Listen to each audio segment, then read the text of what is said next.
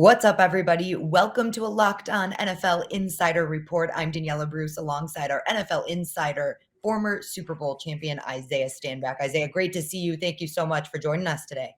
Good to see you too, D. How you doing?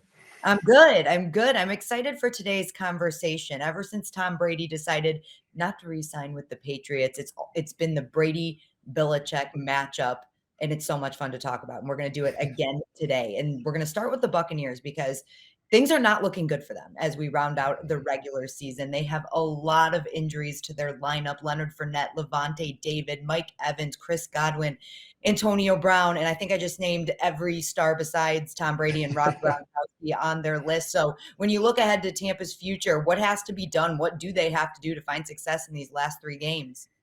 Well, obviously the main thing they need to get healthy. As you just mentioned, these guys just lost a lot of guys in just this past week alone. Starting with Chris Godwin, their leading receiver, they lost him to an ACL injury. He's now on IR and out for the remainder of the year, including the playoffs.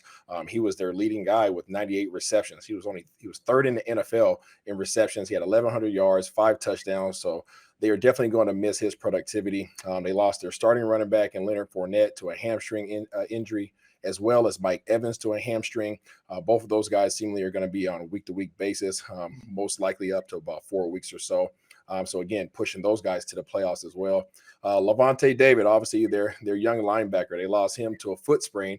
They're saying that he's going to be out up to 4 weeks. Missing him right there in the middle of their defense. And then they lost their Patrick O'Connor, their leading special teamer.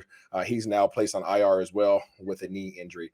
So they lost a lot of guys, but they are getting some reinforcements by losing their 2 top receivers, Mike Evans and obviously Chris Godwin. They are now getting Antonio Brown back from his suspension, as well as Mike Edwards. Both of those guys obviously had the suspension because due to the vaccination cards. So they're getting both of those guys back, and hopefully they can provide some help going forward.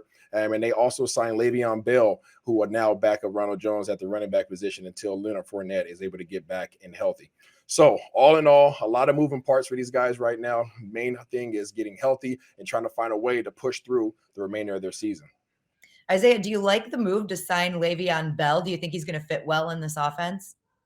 I think any veteran running back can really fit well as long as you have Tom Brady, TB12 at the helm of things. He's a veteran quarterback. This is a veteran team. These guys are well coached. These guys are great players in their own right. And I think that as long as you're a selfless individual, you can come and make a contribution to this team. They will find a way to put him in a situation to be successful and add, obviously, and be a benefit to this offense. Well, they're definitely going to need some help on offense, Isaiah, because Tom Brady and the Bucs were shut out on Sunday night, and that was Tom Brady's first shutout since 2006, being on the wrong end of the shutout, I should say. So they're definitely going to need the help on the offensive side. Yeah, that was kind of crazy to see that Yeah. come to fruition. The Saints seem to be the Tampa Bay's kryptonite, and Tampa Bay's kryptonite. These guys have now beat them twice this year. Obviously, shutting them out 9-0. They got shut out 9-0 after even winning the time of possession, winning first downs, winning total plays, winning total penalties, total yards, rushing and passing. But they did lose the turnover battle, and they did give up more sacks than the Saints did.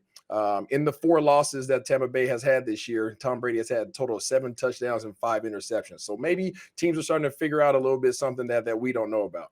And we'll move on to what we've seen from the Patriots in just a minute. But one more question I wanted to ask you about the Bucs. It looks like their secondary is going to be pretty much 100% healthy, which we haven't seen all season long. So that will also be a boost, and that's going to be really important for the Bucs moving forward.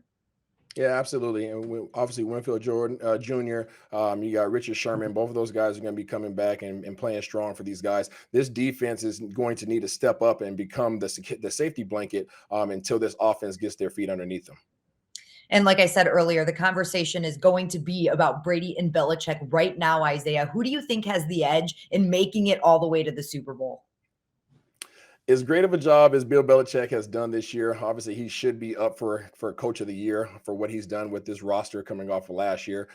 These guys are obviously sitting at 9-5. Mac Jones playing really well. You got Matthew Judon and guys of that nature that are playing really well defensively. But the strength of schedule really comes into play. And as you look forward to the remaining 3 games on the schedule, the New England Patriots have a tougher road, obviously, to continue to secure their spot at the top of the AFC. Right now, they're sitting in second place behind the Kansas City Chiefs, with the Bills, the Jags, and the Dolphins left on their schedule. Meanwhile, if you go on the flip side, you look over to Tampa Bay. Tampa Bay has the Panthers twice. They're sitting at 5-9, and they have the Jets that are 3-11. That's remaining on their schedule. So even though Tampa Bay has a beat up offense right now and a beat up team, they should be able to handle things going through these last 3 games. And we'll see if they're able to take their leading spot over there in the NFC. That's pretty competitive.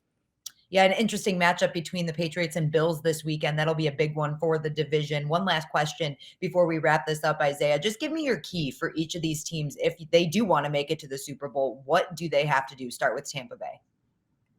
Tampa Bay is like I mentioned earlier, they're gonna have to get healthy. They need these guys to contribute. Obviously, Antonio Brown coming back helps just tremendously with the losses of Godwin. Hopefully, they can get Mike Evans healthy again. I think they'll be okay without Leonard Fournette, with obviously with Jones and the addition of Le'Veon Bell. But these guys are going to have to stop turning the ball over. They're not scoring enough points right now to make up for the turnovers that they're having, and that's giving teams the ability to be in these games with them and obviously shut them out, much like the Saints did.